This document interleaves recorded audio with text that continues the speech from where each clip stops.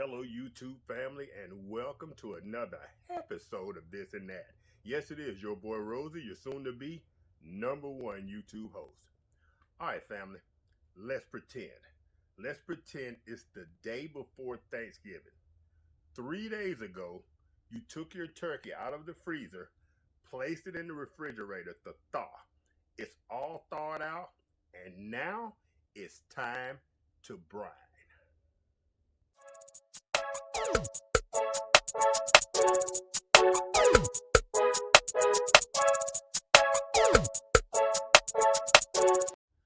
All right, family, it's time to brine if that's your choice of how to prepare your turkey.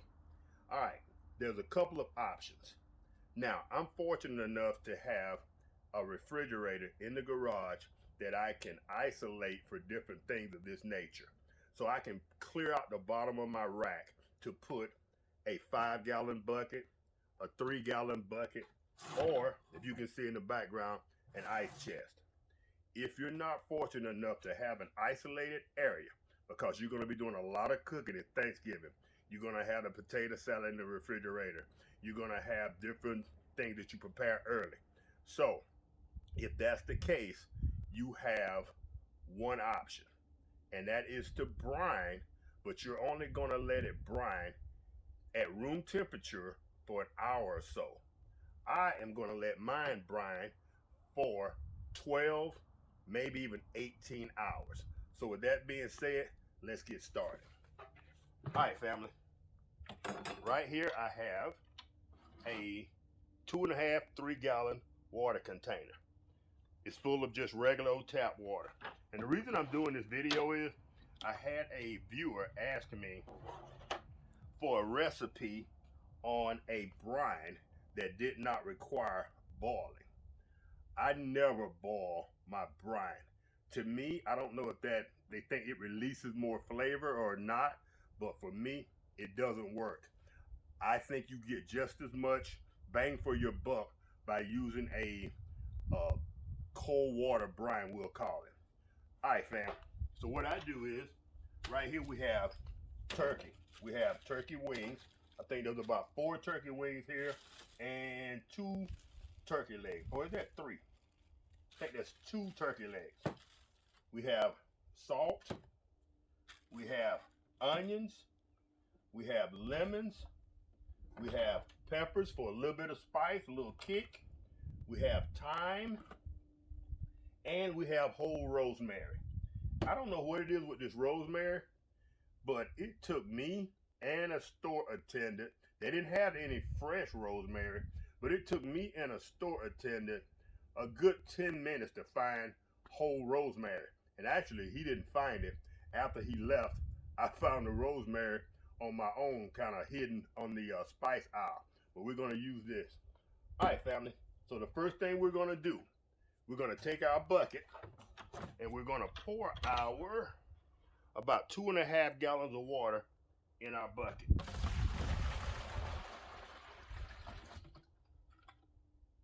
Now, this Morton sea salt, this is about, I think this was $3, $4, $5 maybe a box. So brining is not a cheap effort, but I think it's a necessary one. So the first thing we're going to do, we're going to pour this entire container of salt in that 2.5 gallons of water. Now, if you want to know, they're not exact measurements. You know, I don't do exact measurements, but about a cup of salt per every gallon of water. So this is 17.6 ounces. So actually it would take this and about half of this one for a brine of about 2.5 to 3 gallons of water. So we're gonna go ahead and pour this whole thing in. Boom. And check this out, fam. I just got these off of Amazon. I got 2 of them. Got myself 2 knives, mainly for my fishing. I love the camouflage. Ooh, I almost thought that was a crack right there. Boom. All right, fam. We're gonna go ahead and we're gonna rough chop these onions. And you can leave the whole thing. You can leave the stem. because this is strictly just for flavor. So we're gonna rough chop these onions. You can break them up if you like.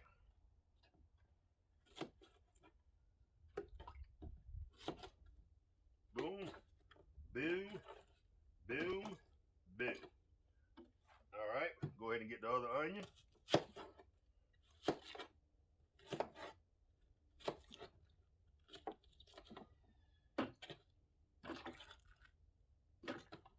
We're gonna do the same thing with the lemon. Cut it.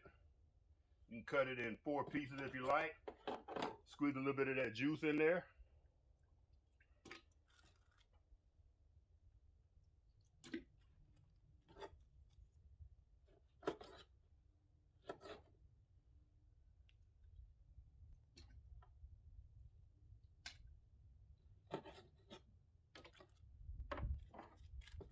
So the jalapenos, just split those down the middle. You cut them up in a couple of pieces if you like. I'm in Louisiana. Y'all know I like that heat.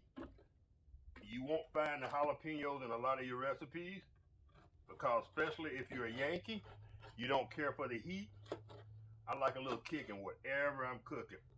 So dust the jalapenos. Season all, y'all. Don't be wimpy about your Thanksgiving. Now, if you have some guests coming over and they don't like hot food, and this is not going to render it hot. It's just going to give it just a slight bit of kick. Remember, this whole thing about brining is about tenderizing and infusing that with a little bit of salt, a little bit of flavor.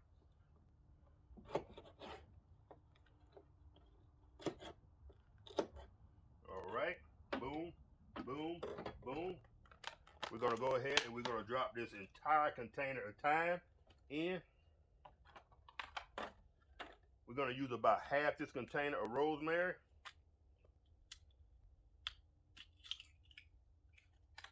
And this is 1.48 ounces. So you're gonna use about half of that, whatever that is in Georgia math. 0.6, something like that. All right, we're gonna pour in about half of that.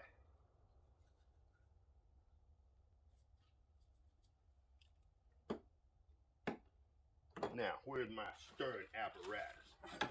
All right, fam. Look at that. Can y'all see that? We're gonna take this and we're gonna stir it all up. We're gonna make ourselves a brine and Kool-Aid.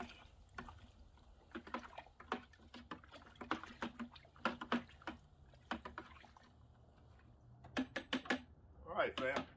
Now, let's go ahead and drop these turkey parts in. And while we're dropping them in, we're gonna count them. I got these from my local poultry shop. Oh, and these, the wings were $12 and the legs were $7. So for 20 bucks, I got myself a Thanksgiving dinner. Now these aren't quite completely thawed out, but that's a good thing about brining. You also can continue your thawing out process while you're brining your meat.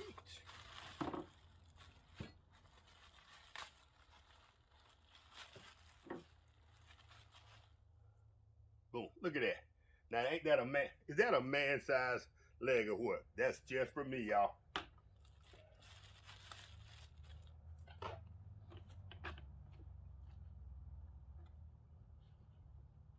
All right, fam. Now, y'all know how I like to modify things. I modified the top of this bucket because when you're brining, you don't have to seal your container. A cooler, yeah, you close the door, it's sealed or whatever, but that's not a requirement to pressurize or do anything in particular to your brine. So I got this cut in the top. Now I didn't do this originally for my brining process. This was originally a fishing hack. So when I was sitting on my bucket and fishing, I could drop fish through there without having to open my bucket and they couldn't jump out. But you know how I am, I like to multitask, and when I have a good idea, I like to spread the word. All right, family, so we're gonna go ahead and put that on top.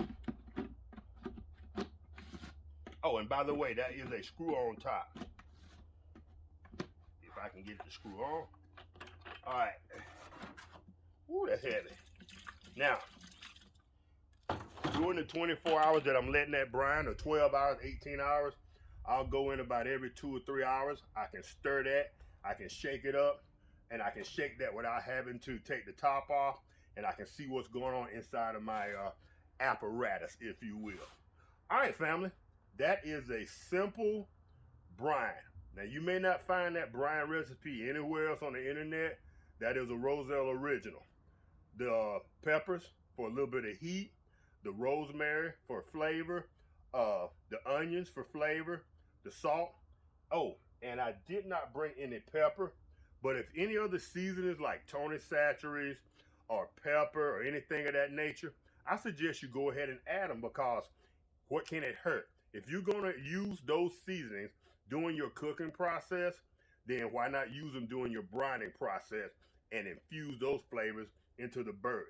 And if you want to really take it to the next level, you can go ahead and inject them as well when this is over. I've never tried it before, but I don't know if it would hurt not to inject these with some of the brine once it sits in that water for 6, 8, 12 hours. Maybe something to look into. All right, fam. Now, I'm going to answer one question, and we're going to bring this video in for a close, for a landing.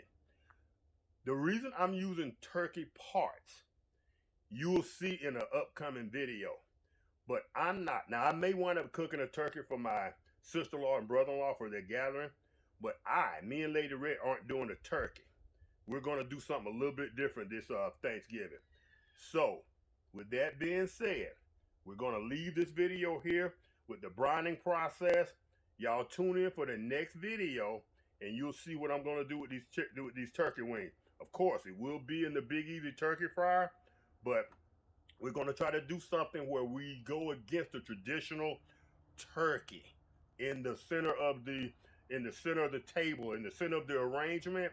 We're going to try to do something a little bit different. So y'all be sure to tune in for the next video. All right, family, if y'all found this video helpful, y'all know what to do.